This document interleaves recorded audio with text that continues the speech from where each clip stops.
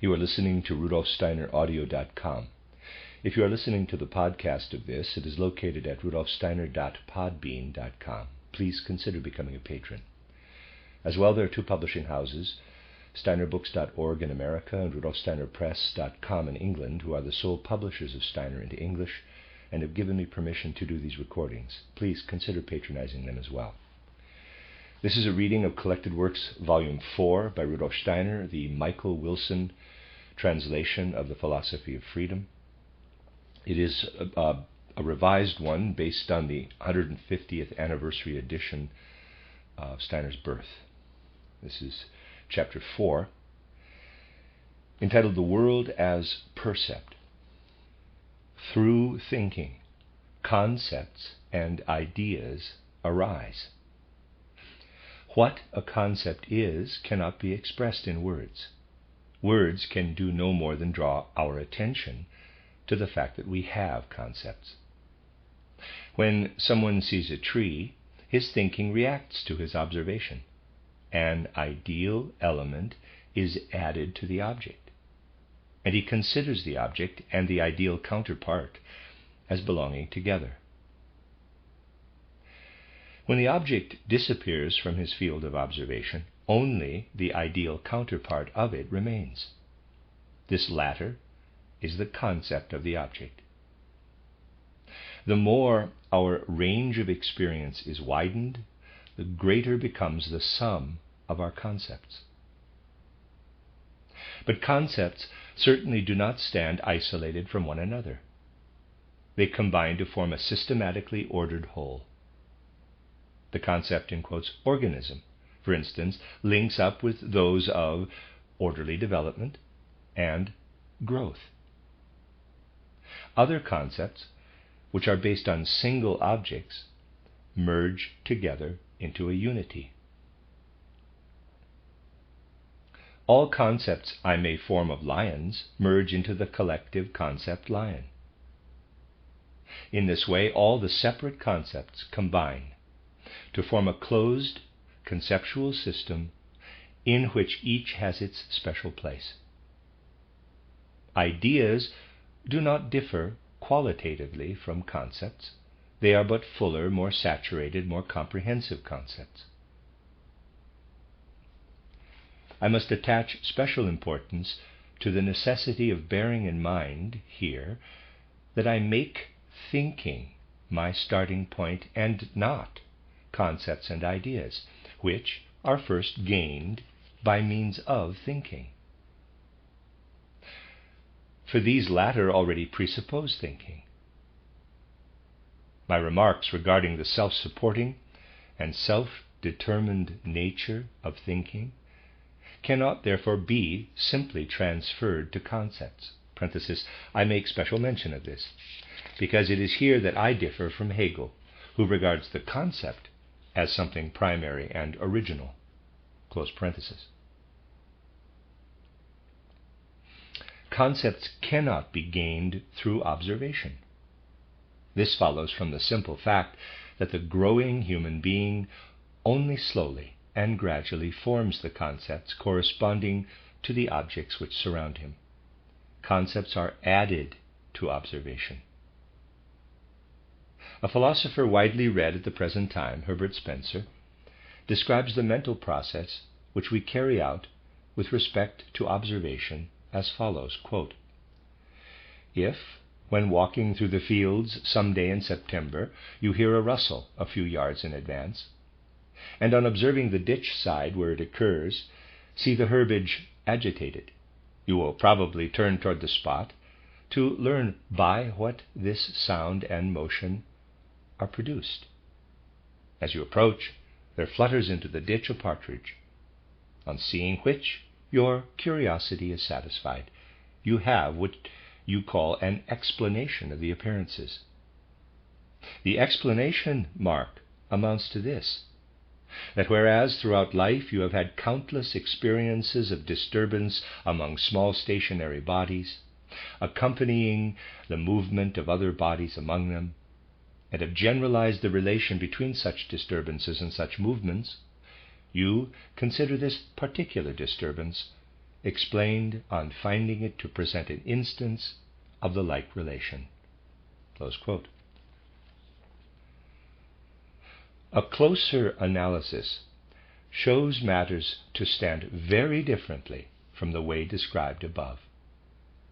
When I hear a noise, I first look for the concept which fits this observation.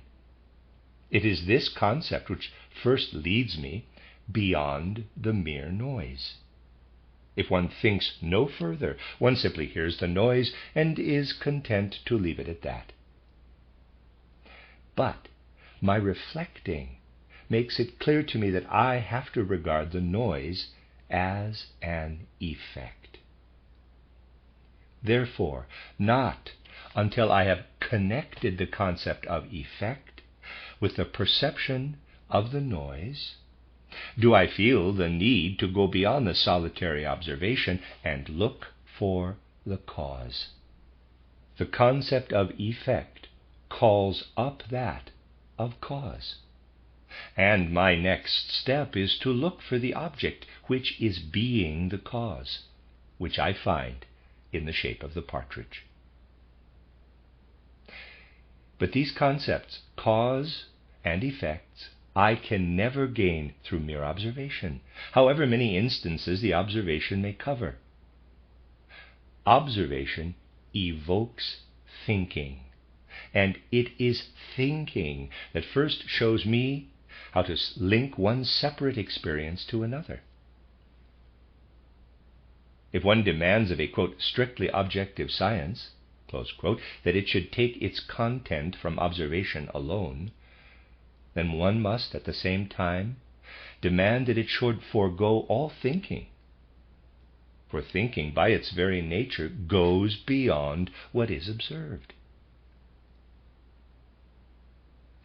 We must now pass from thinking to the being that thinks.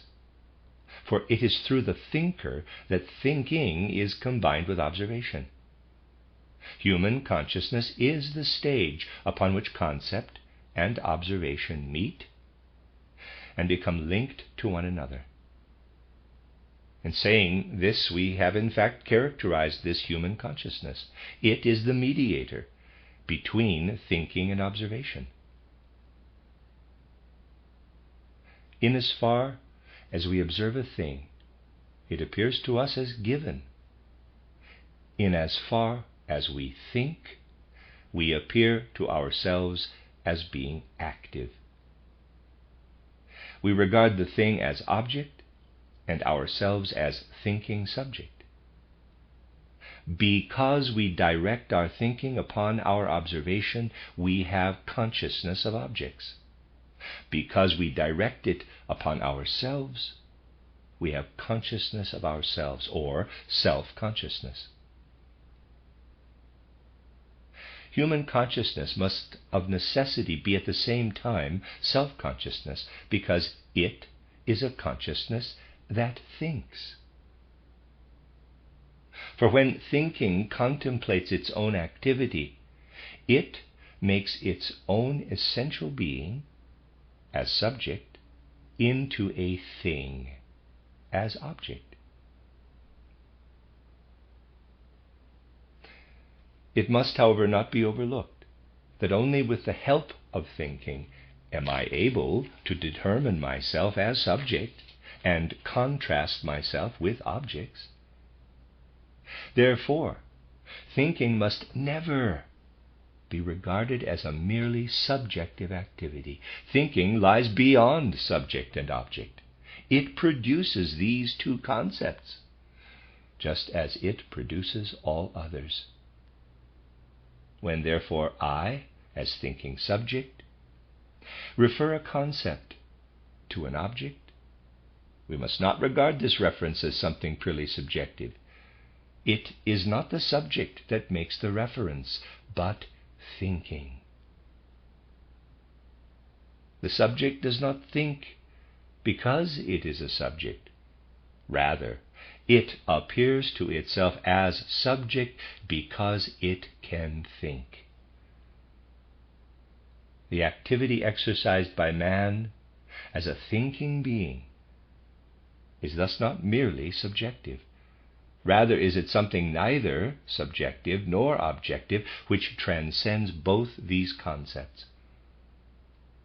I ought never to say that my individual subject thinks, but much more, that my individual subject lives by the grace of thinking. Thinking is thus an element that leads me out beyond myself and connects me with the objects.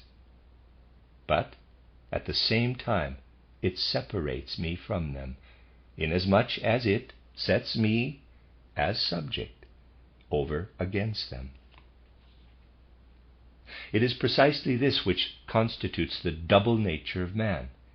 He thinks and thereby embraces both himself and the rest of the world. But at the same time, it is by means of thinking that he determines himself as an individual confronting the things. We must next ask ourselves how that other element, which we have so far simply called the object of observation, and which meets the thinking in our consciousness, comes into our consciousness at all. In order to answer this question, we must eliminate from our field of observation everything that has been imported by thinking.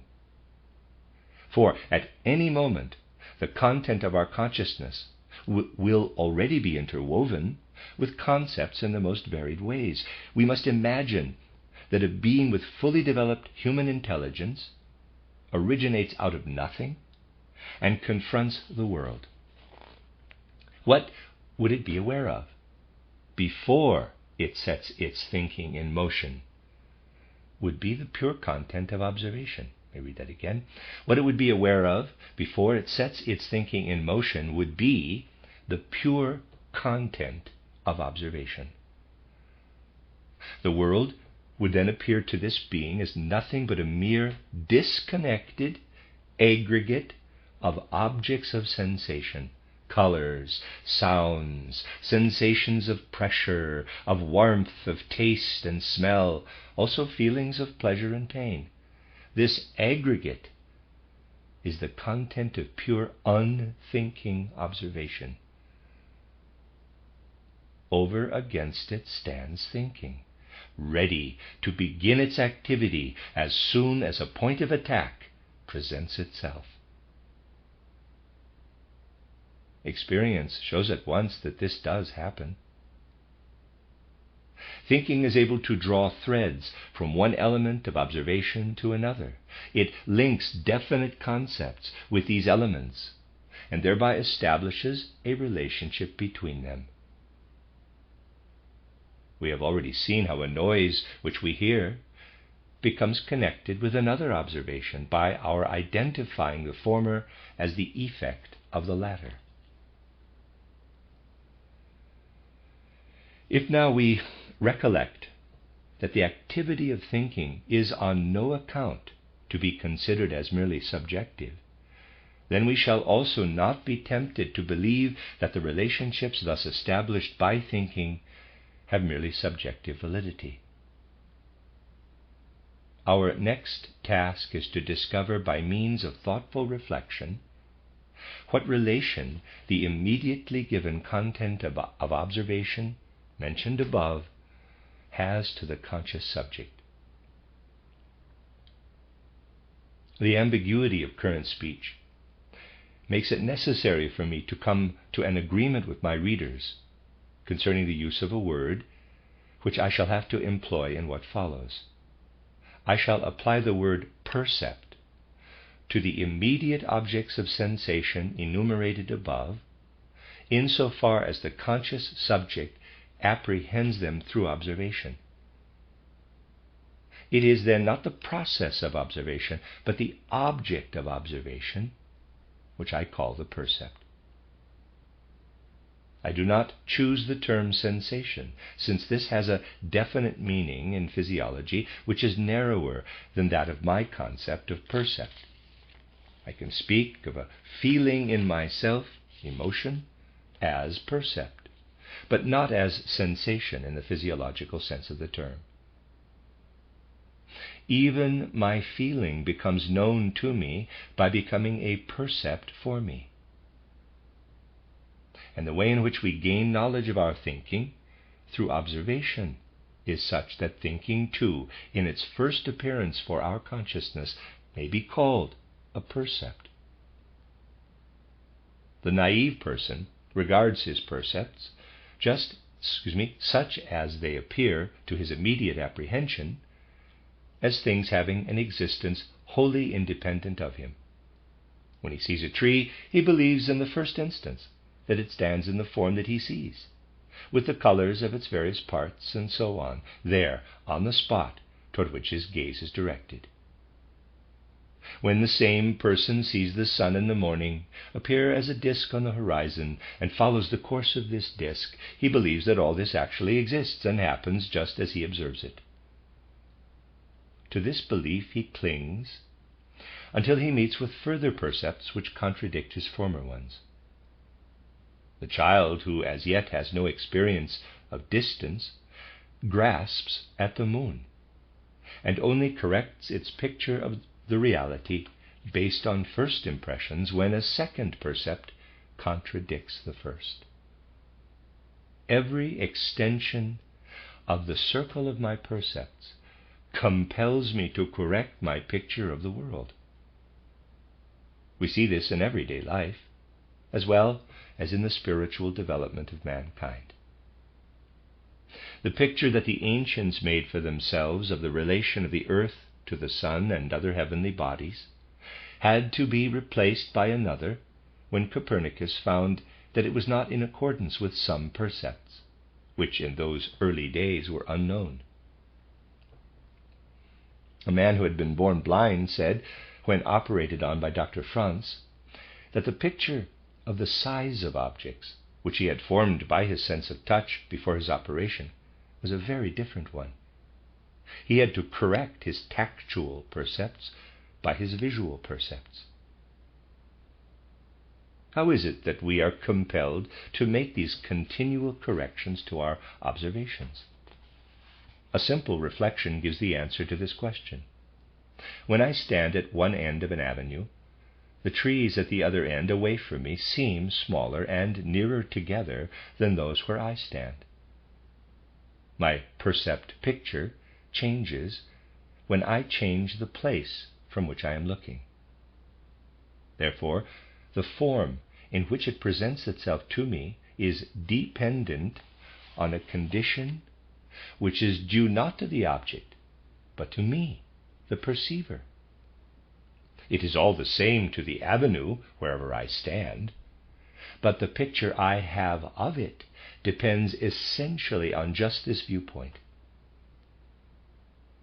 In the same way, it makes no difference to the sun and the planetary system that human beings happen to look at them from the earth, but the percept picture of the heavens presented to them is determined by the fact that they inhabit the earth. This dependence of our percept picture on our place of observation is the easiest one to understand.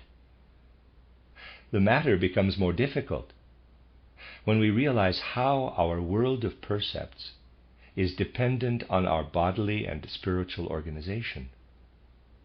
The physicist shows us that within the space in which we hear a sound there are vibrations of the air, and also that the body in which we seek the origin of the sound exhibits a vibrating movement of its parts. We perceive this movement as sound only if we have a normally constructed ear. Without this, the world would be forever silent for us. Physiology tells us that there are people who perceive nothing but the magnificent splendor of color which surrounds us. Their percept picture has only degrees of light and dark. Others are blind only to one color, for example, red. Their world picture lacks this hue, and hence it is actually a different one from that of the average man. I should like to call the dependence of my percept picture on my place of observation mathematical, and its dependence on my organization qualitative. The former determines the proportions of size and mutual distances of my percepts, the latter their quality. The fact that I see a red surface as red, this qualitative determination, depends on the organization of my eye. My percept pictures, then, are in the first instance subjective. The recognition of the subjective character of our percepts may easily lead us to doubt whether there is any objective basis for them at all. When we realize that a percept, for example that of a red color or of a certain tone, is not possible without a specific structure of our organism, we may easily be led to believe that it has no permanency apart from our subjective organization, and that were it not for our act of perceiving it as an object, it would not exist in any sense. The classical representative of this view was George Berkeley, who held that from the moment we realize the importance of the subject for perception, we are no longer able to believe in the existence of a world without a conscious spirit. Quote, "Some truths there are so near and obvious to the mind that man need only open his eyes to see them. Such I take this important one to be, to wit, that all the choir of heaven and furniture of the earth, in a word, all those bodies which compose the mighty frame of the world, have not any subsistence without a mind, that their being is to be perceived or known, that, consequently, so long as they are not actually perceived by me, or do not exist in my mind, or that of any other created spirit, they must either have no existence at all, or else subsist in the mind of some eternal spirit." Close quote. On this view, when we take away the fact of its being perceived, nothing remains of the percept. There is no color when none is seen, no sound when none is heard. Extension, form, and motion exist as little as color and sound apart from the act of perception. Nowhere do we see bare extension or shape, but these are always bound up with color or some other quality unquestionably dependent upon our subjectivity. If these latter disappear when we cease to perceive them, then the former, being bound up with them, must disappear likewise.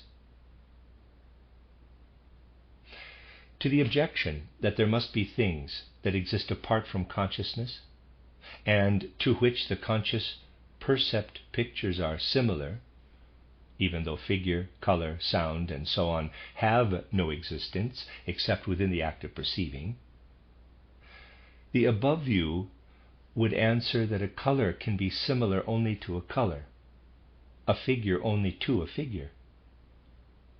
Our percepts can be similar only to our percepts and to nothing else. Even what we call an object is nothing but a collection of percepts which are connected in a particular way.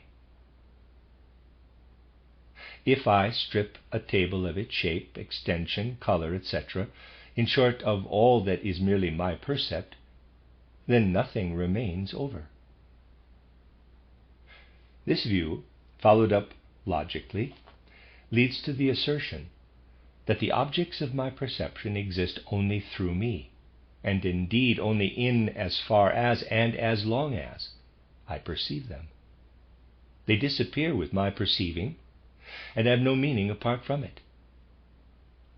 Apart from my percepts, I know of no objects and cannot know of any. No objection can be made to this assertion, as long as I am merely referring to the general fact that the percept is partly determined by the organization of myself as subject.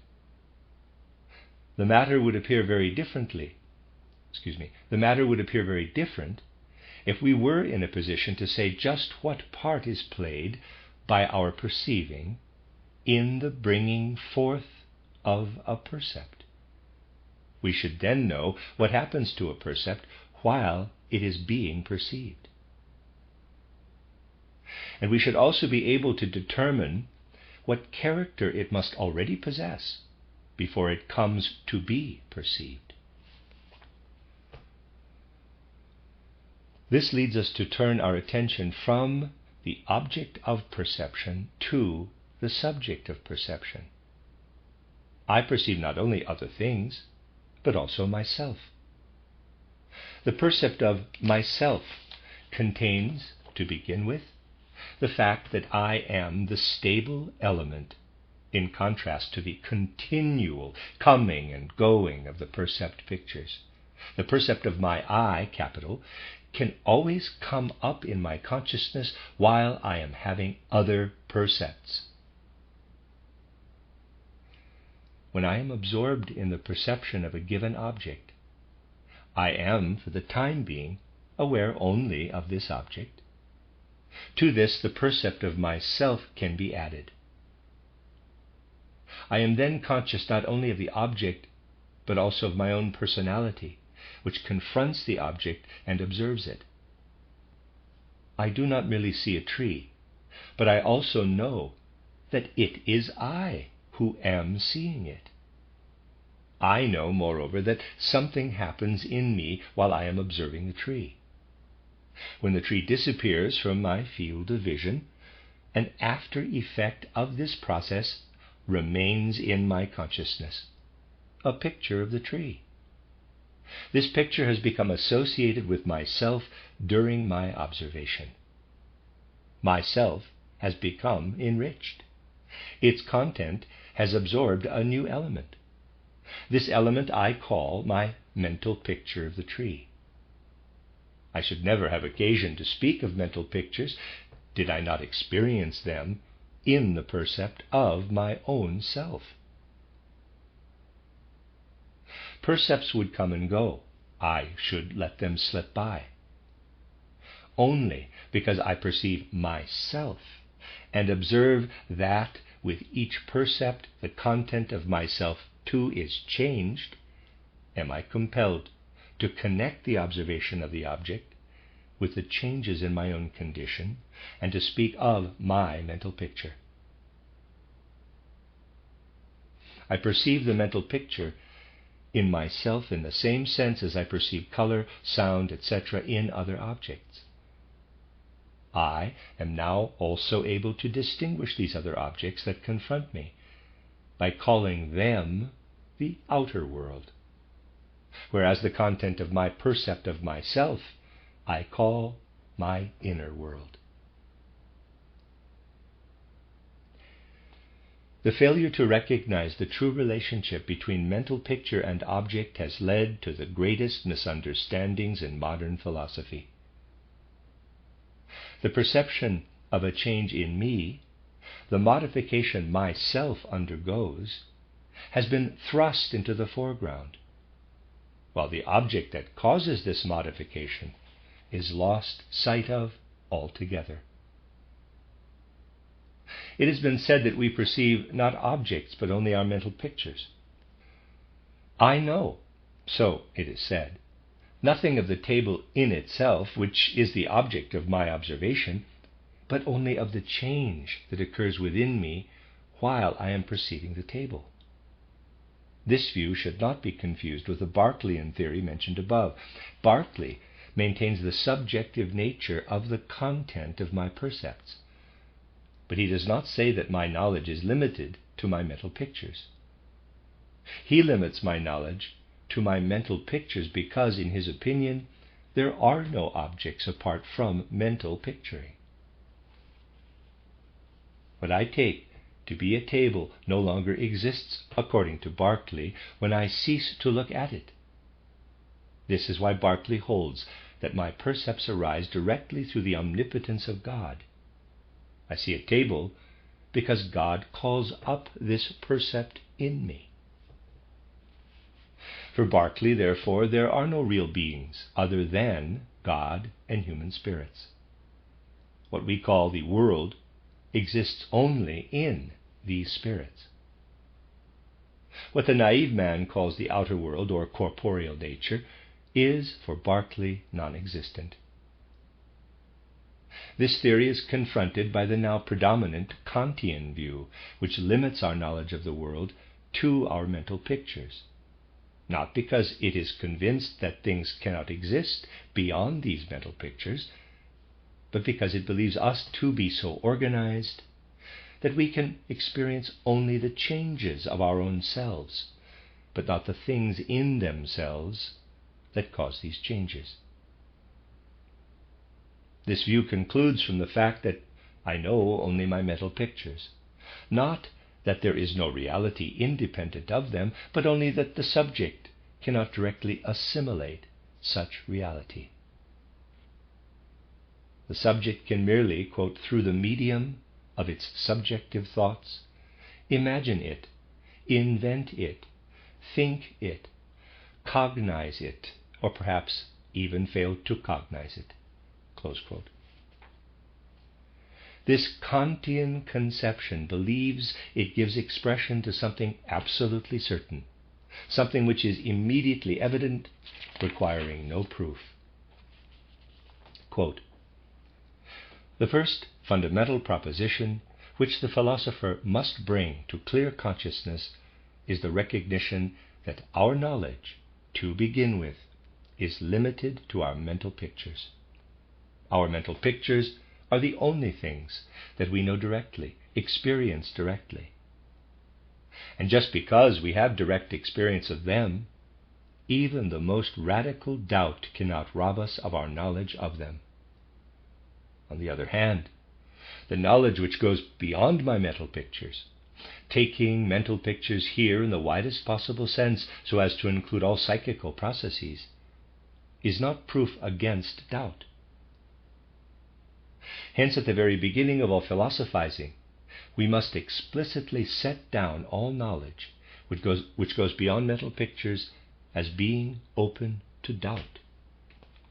Close quote.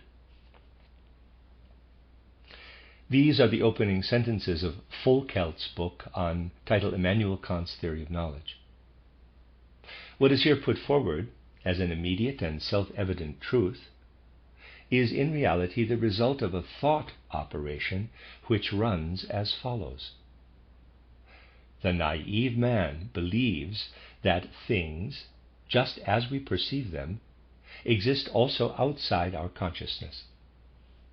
Physics, physiology, and psychology, however, seem to teach us that for our percepts, our organization is necessary, and that therefore we cannot know anything about external objects except what our organization transmits to us.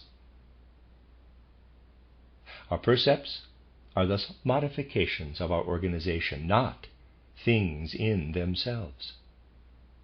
This train of thought has in fact been characterized by Edward von Hartmann as the one which must lead to the conviction that we can have direct knowledge only of our mental pictures.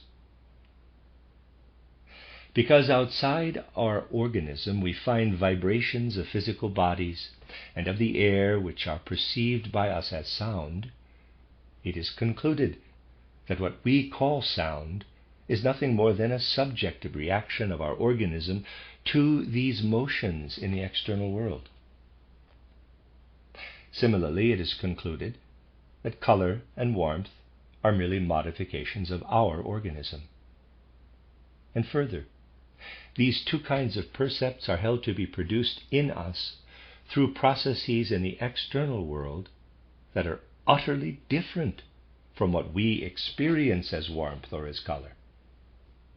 When these processes stimulate the nerves of my skin, I have the subjective percept of warmth. When they stimulate the optic nerve, I perceive light and color. Light, color, and warmth, then, are the responses of my sensory nerves to external stimuli. Even the sense of touch reveals to me not the objects of the outer world, but only states of my own body. In the sense of modern physics, one could somehow think that bodies consist of infinitely small particles called molecules, and that these molecules are not in direct contact, but are at certain distances from one another. Between them, therefore, is empty space. Across this space they act on one another by forces of attraction and repulsion. If I put my hand on a body, the molecules of my hand by no means touch those of the body directly, but there remains a certain distance between body and hand, and what I experience as the body's resistance is nothing but the effect of the force of repulsion which its molecules exert on my hand. I am absolutely external to the body, and perceive only its effects on my organism. In amplification of this discussion, there is the theory of the so-called specific nerve energies, advanced by J. Mueller, 1801 to 1858. It asserts that each sense has the peculiarity that it responds to all external stimuli in one particular way only. If the optic nerve is stimulated, perception of light results, irrespective of whether the stimulation is due to what we call light, or whether mechanical pressure or an electric current works upon the nerve. On the other hand, the same external stimulus, applied to different senses, gives rise to different percepts. The conclusion from these facts seems to be that our senses can transmit only what occurs in themselves, but nothing of the external world. They determine our percepts, each according to its own nature. Physiology shows that there can be no direct knowledge, even of the effects which objects produce on our sense organs. Through following up the processes which occur in our own bodies, the physiologist finds that even in the sense organs, the effects of the external movement are transformed in the most manifold ways. We can see this most clearly in the case of eye or ear. Both are very complicated organs which modify the external stimulus considerably before they conduct it to the corresponding nerve. From the peripheral end of the nerve, the already modified stimulus is then conducted to the brain. Only now can the central organs be stimulated. Therefore, it is concluded that the external process undergoes a series of transformations before it reaches consciousness. What goes on in the brain is connected by so many intermediate links with the external process that any similarity to the latter is out of the question. What the brain ultimately transmits to the soul is neither external processes nor processes in the sense organs, but only such as occur in the brain. But even these are not perceived directly by the soul. What we finally have in consciousness are not brain processes at all, but sensations. My sensation of red has absolutely no similarity to the process that occurs in the brain when I sense red. The redness, again, only appears as an effect in the soul, and the brain process is merely its cause. This is why Hartmann says, quote, "What the subject perceives, therefore, are always only modifications of his own psychical states, and nothing else." Close quote. When I have the sensations, however, they are as yet very far from being grouped into what I perceive as things. Only single sensations can be transmitted to me by the brain. The sensations of hardness and softness are transmitted to me by the sense of touch, those of color and light by the sense of sight. Yet all these are to be found united in one and the same object. This unification, therefore, can only be brought about by the soul itself. That is, the soul combines the separate sensations, mediated through the brain, into bodies. My brain conveys to me singly and by widely different paths the visual, tactile, and auditory sensations which the soul then combines into the mental picture of a trumpet. It is just this very last link in a process, the mental picture of the trumpet, which for my consciousness is the very first thing that is given. In it nothing can any longer be found of what exists outside me, and originally made an impression on my senses. The external object has been entirely lost on the way to the brain, and through the brain to the soul. It would be hard to find in the history of human culture another edifice of thought which has been built up with greater ingenuity, and which yet, on closer analysis, collapses into nothing. Let us look a little closer at the way it has been constructed. One starts with what is given in naive consciousness, with the thing as perceived. Then one shows that none of the qualities which we find in this thing would exist for us had we no sense organs, no eye, no color. Therefore the color is not yet present in that which affects the eye. It arises first through the interaction of the eye and the object. The latter is, therefore, colorless. But neither is the color in the eye. For in the eye there is only a chemical or physical process which is first conducted by the optic nerve to the brain, and there initiates another process. Even this is not yet the color.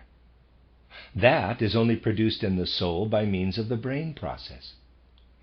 Even then it does not yet enter my consciousness, but is first transferred by the soul to a body in the external world. There, upon this body, I finally believe myself to perceive it. We have traveled in a complete circle. We became conscious of a colored body. That is the first thing. Here, the thought operation starts. If I had no eye, the body would be for me colorless. I cannot therefore attribute the color to the body. I start on the search for it.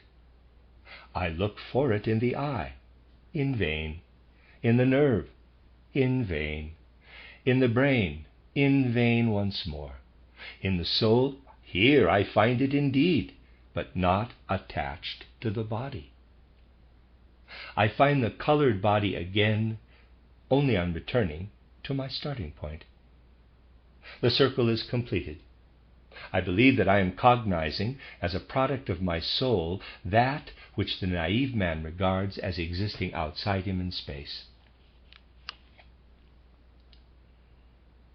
As long as one stops here, everything seems to fit beautifully. But we must go over the whole thing again from the beginning. Hitherto, I have been dealing with something, the external percept, of which, from my naive standpoint, I have had until now a totally wrong conception. I thought that the percept, just as I perceive it, had objective existence. But now I observe that it disappears together with my mental picture, that it is only a modification of my inner state of soul. Have I, then, any right at all to start from it in my arguments? Can I say of it that it acts on my soul? I must henceforth treat the table, of which formerly I believed that it acted on me and produced a mental picture of itself in me, as itself a mental picture.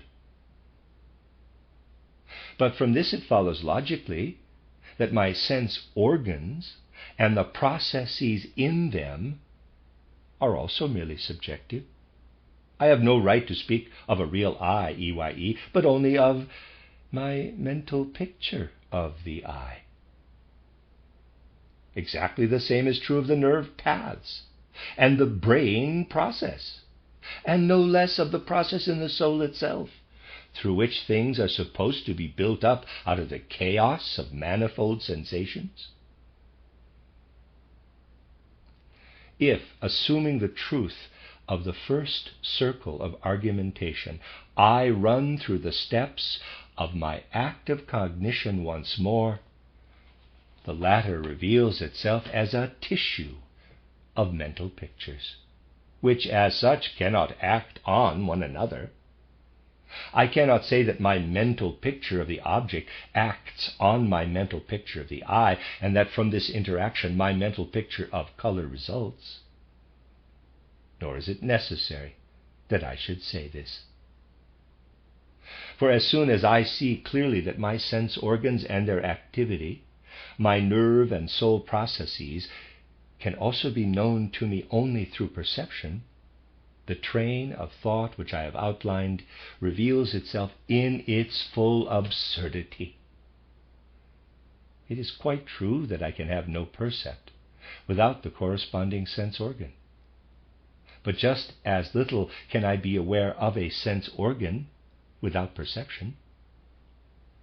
From the percept of a table, I can pass to the eye that sees it, or the nerves in the skin that touch it.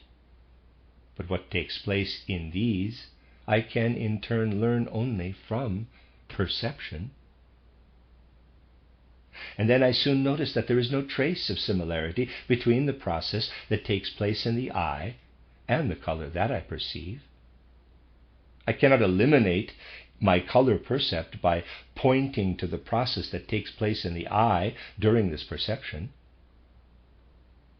No more can I rediscover the color in the nerve or brain processes. I only add new percepts, localized within the organism to the first percept, which the naive man localizes outside his organism. I merely pass from one percept to another. Moreover, there is a gap in the whole argument.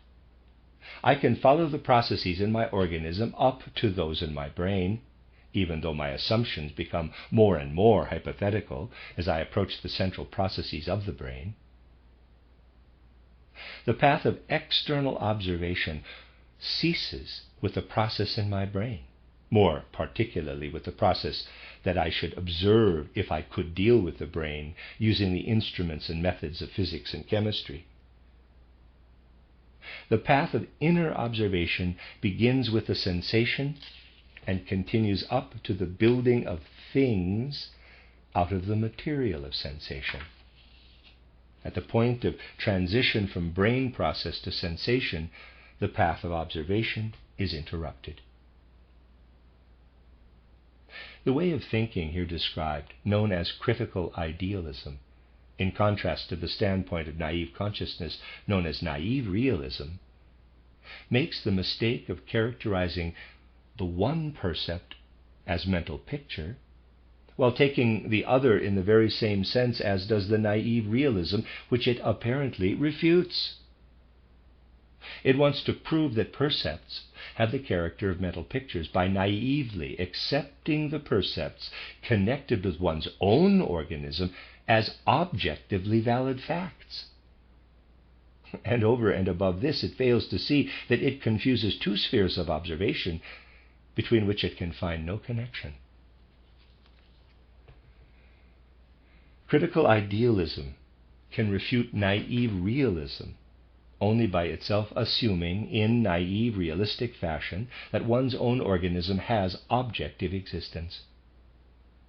As soon as the idealist realizes that the percepts connected with his own organism are exactly of the same nature as those which naive realism assumes to have objective existence, he can no longer use those percepts as a safe foundation for his theory.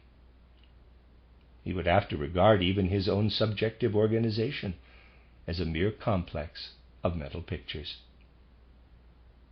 But this removes the possibility of regarding the content of the perceived world as a product of our spiritual organization. One would have to assume that the mental picture color was only a modification of the mental picture I.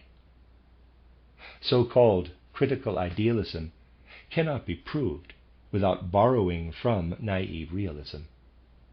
Naive realism can be refuted only if, in another sphere, its own assumptions are accepted without proof as being valid. This much, then, is certain. Investigation within the world of percepts cannot establish critical idealism, and consequently cannot strip percepts of their objective character. Still less can the principle, quote, "the perceived world is my mental picture," close quote, be claimed as obvious and needing no proof. Schopenhauer begins his chief work with the words, quote, "The world is my mental picture.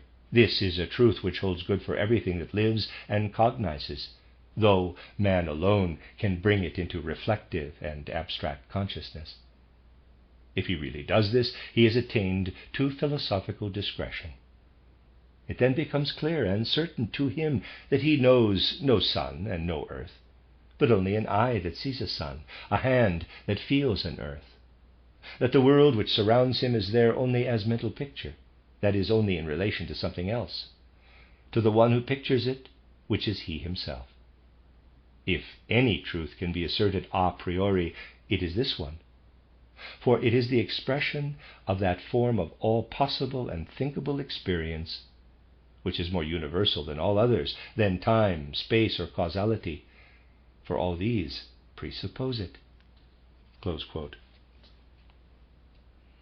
This whole theory is wrecked by the fact already mentioned, that the eye and the hand are percepts, no less than the sun and the earth. Using Schopenhauer's expressions in his own sense, we could reply, my eye that sees the sun, my hand that feels the earth are my mental pictures, just as much as the sun and the earth themselves. That with this the whole theory cancels itself is clear without further argument. For only my real eye and my real hand could have the mental pictures sun and earth as modifications of themselves. The mental pictures eye and hand cannot have them. Yet it is only of these mental pictures that critical idealism is allowed to speak. Critical idealism is totally unfitted to form an opinion about the relationship between percept and mental picture. It cannot begin to make the distinction mentioned on page 55 between what happens to the percept in the process of perception and what must be inherent in it prior to perception. We must therefore tackle this problem in another way. The end of chapter 4.